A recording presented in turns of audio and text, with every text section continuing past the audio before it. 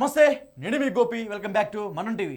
Pushpa cinema, ఈ Pushpa cinema ఇప్పుడు దేశవ్యాప్తంగా అయితే వైరల్గా మారింది. ఇప్పుడు ఆ పుష్ప సినిమా హీరో కూడా అరెస్ట్ అయ్యి బెయిల్ మీద మళ్ళీ బయటకు వచ్చాడు. మళ్ళీ ఈరోజు విచారణకి అయితే వెళ్ళడం జరిగింది. పుష్ప సినిమాని బ్యాన్ చేస్తున్నారు. రెండు తెలుగు రాష్ట్రాలు ఒక నిర్ణయం తీసుకున్నట్టయితే ఒక వార్తలు వస్తున్నాయి. సో ఈ వార్తల మీద మాతో మాట్లాడడానికి మా పొలిటికల్ ఎడిటర్ కార్తిక్ ఉన్నారు, అన్నట్టు తెలుసుకుందాం. సో కార్తిక్ గారు, పుష్ప సినిమాని బ్యాన్ చేస్తున్నారు. అదేవిధంగా పుష్ప సినిమా వచ్చిన కలెక్షన్ ఏదైతుందో సుమారు 1500 కోట్లు దాటిందని చెప్తున్నారు. ఏ దేశవ్యాప్తంగా ఏ దేశంలో కలెక్షన్ వచ్చిందో, అదే ఏ రాష్ట్రంలో ఎంత కలెక్షన్ వచ్చిందో ఆ కలెక్షన్ మొత్తం ఆ రాష్ట్ర ప్రభుత్వాన్ని ఆధీనం చేసుకున్నట్టయితే కొన్ని వార్తలు వస్తున్నాయి. సో ఈ వార్తలో నిజమెంత? పుష్ప సినిమాని బ్యాన్ చేయాలి, ఆ వార్తకున్న నేపథ్యం ఏంటి అనేది ఒకసారి మాట్లాడుకునే ప్రయత్నం చేద్దాం. అసలు పుష్ప సినిమా చూసిన ఎవరికైనా తెలుసు, ఆ పుష్ప సినిమాలో హీరో అనేవాడు ఒక స్మగ్లరు. ఎర్రచందనం స్మగ్లింగ్ని అంటే మన దేశంలో ఉన్నటువంటి సంపదని, అటవీ సంపదని బయట దేశాలకి ఎగుమతి చేసేసి ఆ బయట దేశాల దగ్గర డబ్బులు తీసుకొని ఆ డబ్బుని మన దేశ సంపదలోకి మార్చుకొని మన దేశంలో ఇల్లీగల్ థింగ్స్ చేస్తూ ఉంటాడు. తన భార్యతో ఫోటో దిగలేదనే కారణం చేత ముఖ్యమంత్రినే మార్చేస్తాడు. అంటే అక్కడ ఎమ్మెల్యేలను కొనుగోలు చేసే ప్రయత్నం చేస్తాడు. ఎమ్మెల్యేల కొనుగోలు, చట్టసభల్లో ఎమ్మెల్యేల కొనుగోలు అనేటువంటిది ఒక నైతిక అంశం కాదు. రెండోది, పోలీసులను కొనుగోలు చేస్తాడు. పోలీసులు లైఫ్ మొత్తం సంపాదించే సంపదని ఒక్కసారిగా ఇచ్చే ఉద్యోగాలకు రిజైన్ చేపిస్తాడు. ఇక్కడ పోలీసులను కొంటాడు, రాజకీయ నాయకులను ఎమ్మెల్యేలు కొంటాడు. ఒకటి కొనడం సరిపోదు, ఒక ఐపీఎస్ ఆఫీసర్ చేత అదే ఆ సంఘటన అత్యంత దారుణమైన సంఘటన ఏంటంటే పోలీసుల యొక్క నైతికతను దెబ్బతీసేలాగా, పోలీసుల క్యారెక్టర్ని కించపరిచేలాగా నువ్వు చెప్పిన సీన్ అయితే ఉంది. ఏదో స్విమ్మింగ్ పూల్లో స్నానం చేస్తూ ఉంటే ఏదైతే ఒక దాంట్లో టాయిలెట్ పోసి ఆ టాయిలెట్ని పోసిన దాంట్లో నుంచి ఐపీఎస్ ఆఫీసర్కి తాపించడం అనేటువంటిది నిజంగా అత్యంత దురదృష్టకరమైనటువంటి సీన్.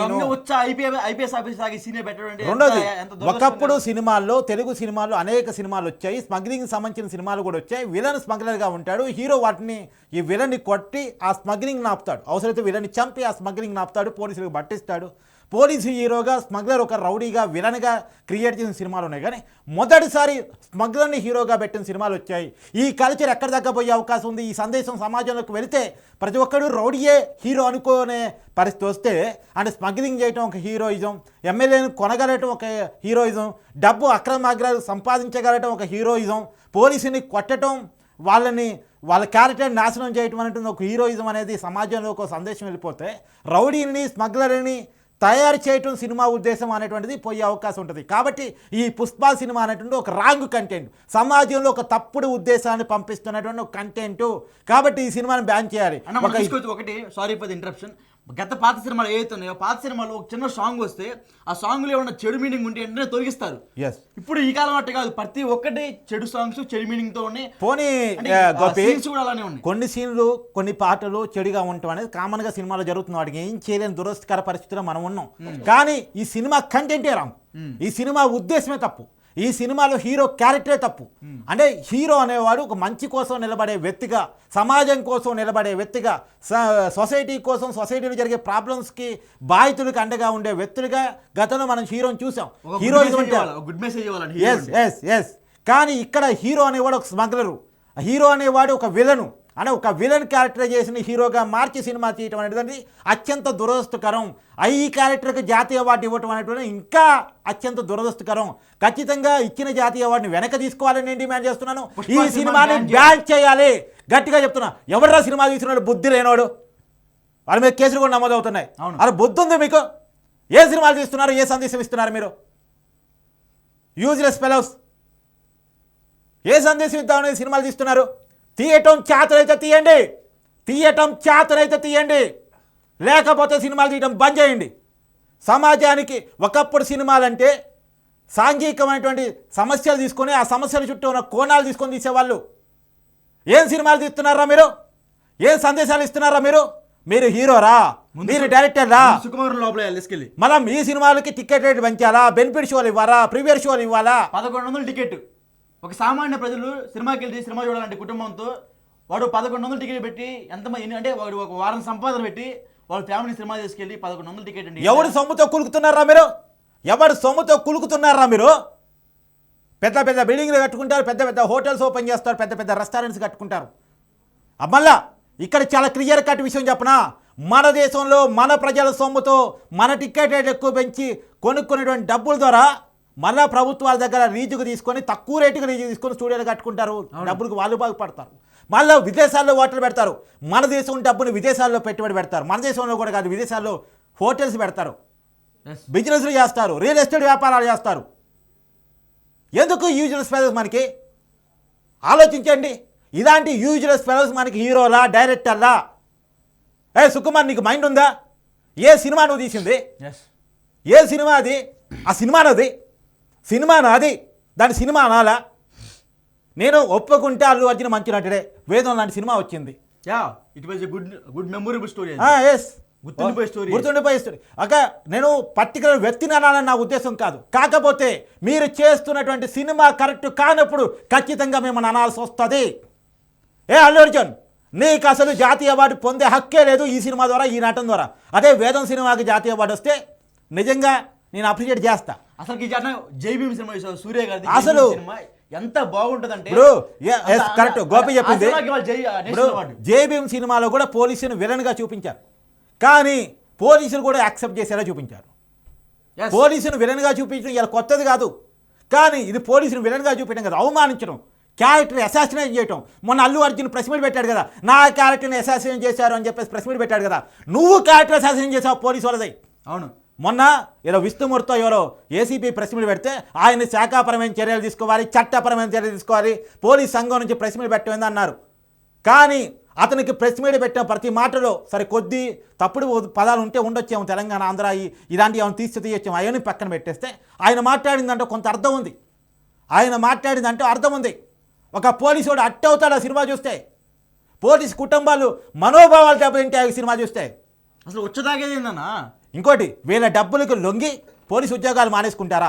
ఎవరు అల్లు అర్జున్ ఇంటి మీద దాడి చేస్తే ఎవరు రక్షణ ఇచ్చారు? అల్లు అర్జున్ కుటుంబానికి ఎవరు రక్షణ ఇచ్చారు? ఓయూ స్టూడెంట్స్ ఆందోళనతో అల్లు అర్జున్ ఇంటి మీదకి టమాటాలు పట్టుకొని వస్తే పోలీసులు వాళ్ళని పట్టుకొని పోయారు. పోలీసులు అల్లు అర్జున్కి రక్షణగా నిలిచారు. ఒక్కసారి ఇవాళ హైదరాబాదులో పోలీసులు అల్లు అర్జున్కి రక్షణ ఇవ్వకపోతే అల్లు అర్జున్ పరిస్థితి ఏంటో తెలుసా నీకు? ఇవాళ పోలీసులను వినోమాడిస్తావా? ఇవాళ ఆ అబ్బాయి కనీసం వెంటిలేటర్ మీద ఉన్నాడు, చావు బతుకుల మధ్య కొట్టుమిట్టాడుతున్నాడు, బతికే అవకాశం ఉంది అంటే అది పోలీసుల వల్ల. ఆ అబ్బాయిని సిపిఆర్ చేసింది పోలీస్ స్టేషన్, హాస్పిటల్ తీసుకెళ్ళింది పోలీసులు. వాళ్ళు డాక్టర్లు అయ్యారు, పోలీసులు డాక్టర్లు అయ్యారు. అదే ఏడుస్తున్నారు ఇప్పుడు కూడా. రాజు ఎందుకు కాపాడలేకపోయినా, నా చేతిలో చచ్చిపోయింది 14 రోజుల నుంచి, నాకు ఇదే మైండ్ లోకి వస్తుందని ఆ సీఐ బాధపడుతున్నాడు. ఇప్పుడు అల్లు అర్జున్ కంటో నుంచి ఏడుపు చూడలేదు, కానీ ఆ రాజు నాయక్ అనే సీఐ ఏడుస్తున్నాడు పాపం మన ప్రెస్ మీట్లో. నా చేతుల్లో ఆ మహిళ చనిపోయింది, నాకు బాధగా ఉంది, అన్నం తినలేకపోతున్నాను, మనోవేదనకు గురవుతున్నాను అని చెప్పి ఏడుస్తున్నాడు. అదిరా పోలీస్ అంటే, అదిరా పోలీస్ అంటే. నువ్వు బయటకు వస్తే నీకు సెక్యూరిటీ ఇచ్చేది పోలీసు, నీ మీద దాడి జరిగితే నీకు రక్షణ ఇచ్చేది పోలీసు. ఇంకా బౌన్సర్లు పోలీసుల మీద దాడులు చేస్తున్నారు. ఎవర్రా బౌన్సర్లు? ఎందుకు మీకు అంతమంది బౌన్సర్లు? 50 మంది బౌన్సర్లు పెట్టుకుని వస్తారా? ఎవరాళ్ళు? క్రిమినల్లా, రౌడీ షీటర్సా? ప్రజల మీద దాడికి కేటాయించబడిన వ్యక్తులా? వాళ్ళు ప్రజలు నెట్టేదేంది? నువ్వు ప్రజల్లోకి వచ్చావు, నీ ఇంటికి వాళ్ళు రాలే, నువ్వు వాళ్ళున్న చోటకు వచ్చావు. నువ్వు సెలబ్రిటీ అని తెలుసు, నేను చూస్తే ఎగబడతారని తెలుసు. నువ్వు వచ్చిన టైమింగ్ కూడా ఏంది? అక్కడ సంజయ్ థియేటరు మాత్రమే కాదు, 15 థియేటర్లు ఉన్నాయి. పాతకాలం నుంచి ఉన్న థియేటర్లు దేవి, సుదర్శన్, అనేక థియేటర్లు, కొత్తగా పెట్టిన థియేటర్తో కలిపితే, ఏఎంబి మాల్తో కలిపితే 15 థియేటర్లు ఎక్కడెక్కడ ఉన్నాయి. అది సినిమా వదిలే టైము 9:30కి, కొత్త సినిమా షో స్టార్ట్ అయ్యే టైము. వాళ్ళందరూ నిన్ను చూడటానికి వస్తారని తెలుసు. ఆర్టీసీ క్రాస్ రోడ్ ఎప్పుడు ట్రాఫిక్ ఉండే ఏరియా, అక్కడ నువ్వు రోడ్ షో చేస్తే పెద్ద ఎత్తున జనం గుమ్మికొడతారని తెలుసు. ఇవన్నీ తెలిసి కూడా నువ్వు అలా చేసావంటే హైదరాబాద్ గురించి నీకు కొంత అవగాహన ఉంది. ఎప్పటి నుంచో హైదరాబాద్లో నీ కుటుంబం ఉంటుంది, ఆర్టీసీ క్రాస్ రోడ్లో ఏ రకమైన ట్రాఫిక్ ఉంటుందో నీకు తెలుసు. అయినా నువ్వు నీ కారు సన్ రూఫ్ ఓపెన్ చేసి నువ్వు అభివాదం చెప్పావంటే నువ్వు కాదా కారణం? నువ్వు ఆ మహిళను చంపావు. అల్లు అర్జున్ ఆ మహిళని హత్య చేశాడు. నేను చెప్తున్నా, ఆ మహిళని అల్లు అర్జున్ హత్య చేశాడు. ఇంటెన్షనల్ కావచ్చు, ఇంటెన్షన్ కావచ్చు, కాకపోవచ్చు, కానీ తెలుసో తెలవకో కనీసం నాలెడ్జ్లో ఉండి అల్లు అర్జున్ వల్ల అక్కడ తొక్కిసలా జరిగే అవకాశం ఉంది అని తెలిసి ఆ హీరో అలా ప్రవర్తించడం, అతని బిహేవియర్, అతని యాక్చుడు ఆమెను చంపడానికి కారణమైంది. నువ్వు సినిమాలో రాంగ్ కంటెంట్ ఇచ్చావు, నీ బిహేవియర్తో సమాజంలో రాంగ్ కంటెంటే చేసావు. ఇవాళ నీ వల్ల ఒక కుటుంబం ఇబ్బంది పడుతుంది. అల్లు అర్జున్ ఇవాళ 50 లక్షలు ఇచ్చేసి లేదా 25 లక్షలు ఇచ్చేసి చేతులు దులుపుకుంటారు మీరు. 25 లక్షలు కూడా ఇంకా లేదంటే 10 లక్షలు ఇచ్చారని మన ఒక మీడియా ఛానల్ చెప్పడం జరిగింది. ఎస్, అది మనం వింటున్న వార్తల ప్రకారం ఇంకా హాస్పిటల్ బిల్లులు కూడా వాళ్ళు కట్టలేదని కూడా సమాచారం. ఓకే, కట్టినా కట్టకపోయినా వాస్తవాలు ఏంటి అన్నది ఎంక్వైరీ చేస్తే కానీ సరే ఏది ఏమైనా సరే నేను డిమాండ్ చేస్తున్నాను, పుష్ప సినిమాని బ్యాన్ చేసి పడేయాలి ఇమీడియట్లీ. ఇంకొకడు అలాంటి సినిమాలు తీయాలంటే భయపడేలా ఉన్నారు. రేపు ఇంకేం చేస్తారు? ఇవాళ పుష్ప అల్లు అర్జున్ తీశాడు, రేపు ఇంకొక హీరో ఇలాంటి రాంగ్ కంటెంట్ని పట్టుకొని ఒక దాదా లేదా ఒక డాన్ ఈ సమాజాన్ని ఏదేసినట్టు సినిమా తీస్తాడు. దావూద్ ఇబ్రహీం అని పేరు పెడతారు. దావూద్ ఇబ్రహీం అని సినిమా తీస్తాడు. దావూద్ ఇబ్రహీం ప్రపంచాన్ని ఎట్టేయాలొచ్చో చూపిస్తూ అండర్ వరల్డ్ డాన్ ఎట్లా ఉంటాడు, వాళ్ళ లైఫ్ స్టైల్ ఏంటి, వాడి ప్రపంచాన్ని ఎట్టాడుతాడు, ఈ మిలిటరీ ఆఫీసర్ని ఎట్ట చితకబాడుతాడు, వాళ్ళని ఎలా చంపేస్తాడు అనే సినిమా తీస్తారు. ఒప్పుకుందామా? ఒక టెర్రరిస్ట్ యాక్టివిటీ మీద టెర్రరిస్ట్ని హీరోని చేస్తూ రేపు సినిమా తీస్తారు. భారతదేశాన్ని కించపరుస్తూ సినిమాలు తీస్తారు. వీళ్ళకి డబ్బు తప్ప దేశం పట్ల ప్రేమ ఉండదు. ఒప్పుకుందామా? 100 కోట్లు పెడితే 1000 కోట్లు సంపాదించిన ఆలోచన మైండ్ సెట్ వాళ్ళది. ఒప్పుకుందామా? రేపు పాకిస్తాన్లో ఒక టెర్రరిస్టు భారతదేశాన్ని ఎలా ఆక్రమించుకుంటాడో చూపిస్తూ కూడా సినిమా తీస్తారు వీళ్ళు. ఒప్పుకుందామా? ఒప్పుకుందామా? ఈ మైండ్ సెట్ మనం ఇలాగే వదిలేస్తే, ఈ సినిమా వాళ్ళని ఇలానే వదిలేస్తే, ఇలాంటి కంటెంట్ను మన సినిమా హిట్ చేస్తే, ఇప్పుడు స్మగ్లర్లు పోలీసులు ఈ సినిమాలు కొత్త కాదు అన్న. ఈ సినిమా ఇప్పుడు ఆల్రెడీ హిట్ అయిపోయింది. ఈ సినిమా ఇప్పుడు బ్యాన్ చేయాలని మీరు డిమాండ్ చేయాలంతే. ఎస్, ఈ సినిమాని ఖచ్చితంగా బ్యాన్ చేయాల్సిందే. రేవంత్ రెడ్డి గారు కబుర్లు చెప్పొద్దు, మాకు అల్లు అర్జున్ అరెస్ట్తోని సంబంధం లేదు, మీరు చట్టపరంగా ఏ రకంగా పోతున్నారని మాకు సంబంధం లేదు. ఒక రాంగ్ కంటెంట్ మూవీ సమాజంలోకి వచ్చింది. నేను చంద్రబాబు నాయుడు గారిని, పవన్ కళ్యాణ్ గారిని, రేవంత్ రెడ్డి గారిని, లేదు భారతదేశంలో ఉన్నటువంటి అన్ని రాష్ట్రాల ముఖ్యమంత్రిని ఈ సినిమా ఎక్కడెక్కడైతే రిలీజ్ అయిందో అందరినీ సవినయంగా వేడుకుంటున్నాను, ఈ సినిమాని బ్యాన్ చేయండి. నేను డిమాండ్ చేస్తున్నా, ఈ సినిమాకి ఆడే హక్కు లేదు. ఇది ఒక రాంగ్ కంటెంట్ మూవీ. వచ్చిన కలెక్షన్స్ కూడా ప్రభుత్వం మొత్తం వాళ్ళని దగ్గర బ్యాక్ తీసుకోవాలి. ఎక్కడెక్కడైతే ఈ సినిమా ఏ రాష్ట్రాల్లో ఆడిందో ఆయా రాష్ట్రాల్లో ఈ కలెక్షన్స్ మొత్తం ప్రభుత్వాలు స్వాధీనం చేసుకోవాలి. బీహార్ అయితే అక్కడ నితీష్ కుమార్ స్వాధీనం చేసుకోవాలి, తెలంగాణ అయితే రేవంత్ రెడ్డి ప్రభుత్వం స్వాధీనం చేసుకోవాలి, ఆంధ్రప్రదేశ్ అయితే చంద్రబాబు ప్రభుత్వం స్వాధీనం చేసుకోవాలి, కర్ణాటకలో సిద్ధరామయ్య ప్రభుత్వం స్వాధీనం చేసుకోవాలి, తమిళనాడులో స్టాలిన్ ప్రభుత్వం ఖచ్చితంగా స్వాధీనం చేసుకోవాలి, కేరళలో విజయన్ ప్రభుత్వం స్వాధీనం చేసుకోవాలి. ఇలా ఎక్కడెక్కడైతే మహారాష్ట్రలో ముంబైలో షిండే ప్రభుత్వం, అక్కడ బీజేపీ ప్రభుత్వం స్వాధీనం చేసుకోవాలి. ఖచ్చితంగా ఈ మొత్తం కలెక్షన్స్ని ప్రభుత్వాలు స్వాధీనం చేసుకోవాలని నేను బలంగా డిమాండ్ చేస్తున్నాను. పుష్ప సినిమాని బ్యాన్ చేయాలని చెప్పేసి కేంద్ర ప్రభుత్వాన్ని కూడా కోరుకున్నాను. ఆ సెన్సార్ బోర్డు ఏం చేస్తుంది? నిద్రపోతుందా? సెన్సార్ బోర్డు నిద్రపోతుందా నా డౌట్. రేపు సెన్సార్ బోర్డును అవమానించేలాగా కూడా సినిమాలు తీస్తారు.